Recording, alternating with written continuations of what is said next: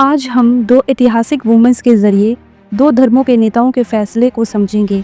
एक तरफ आयशा प्रॉफेट मोहम्मद की पत्नी और दूसरी तरफ सीता माता भगवान राम की पत्नी।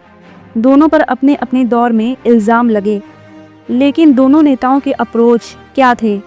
क्या इन फैसले में जस्टिस और सब्र था या सामाजिक दबाव? ये वीडियो किसी धर्म की बुराई नहीं करती, बल्कि एक तुलनात्मक दृष्टिकोण है ताकि हम सच और इंसाफ को समझ सकें। आइए शुरू करते हैं हज़रत आयशा के वाक़े से। गजवा ए मुस्तलिक के बाद जब कारवा वापस जा रहा था, आयशा टॉयलेट के लिए गई हुई थी और उनका हार वही छूट गया था, तो वह अपना हार ढूंढने के लिए रुक गई और कारवा उनके बगैर चला गया। बाद में साफवान इबन जो पीछे से आते थे, उन्होंने आयशा को देखा और बगैर एक लफ्ज़ कहे उन्हें उनके कैमल पर बिठाकर मदीना ले आए। मदीना पहुंचते ही कुछ लोगों ने इस मासूम हादसे को लेकर अफवाह फैलाना शुरू कर दी। ये अफवाह इतनी बड़ी बन गई कि प्रॉफेट मोहम्मद तक पहुंच गई। प्रॉफेट मोहम्मद ने आयशा से दूरी बना ली, ना इल्ज़ाम लगाया ना उन्हें कोई सज़ा दी।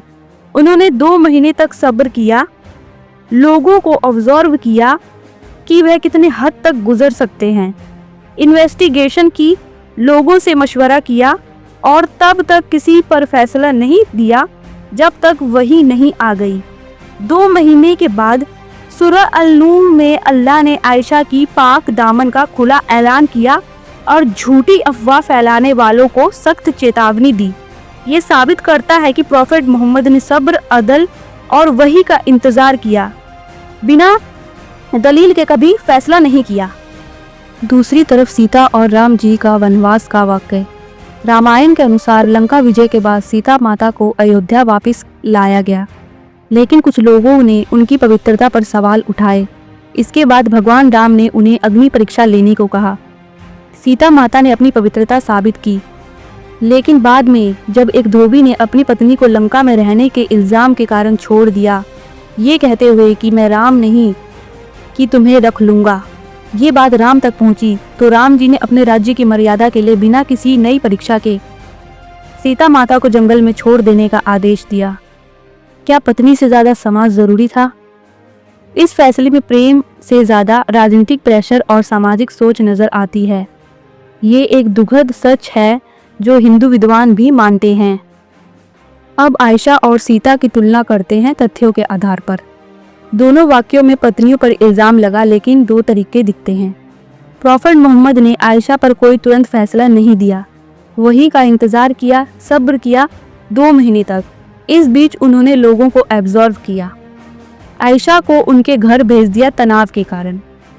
आखिर थे तो वो एक इंसान ही। आखिरकार लोगों को 2 महीने ऑब्जर्व करने के बाद अल्लाह ने कुरान में आयशा की पाक दामन का ऐलान किया तो उनका मकाम और बढ़ गया।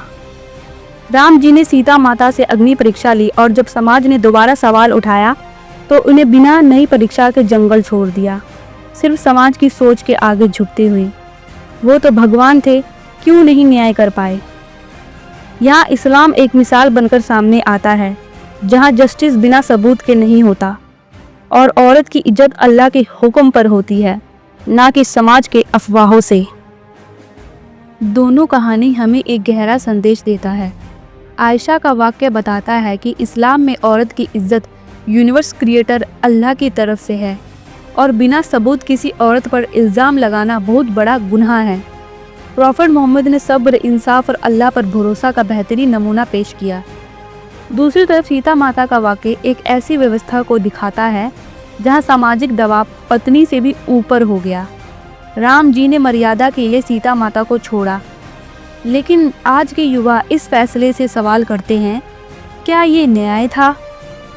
ये वीडियो किसी धर्म को नीचा नहीं दिखाता है, बल्कि सच्चाई और इंसाफ की तुलना समझने के लिए आज हमें ज़रूरत है उन मिसालों को समझने की जो औरत की इज्जत को सबसे पहले और सबसे ऊपर रखते हैं, ना कि समाज के डर को।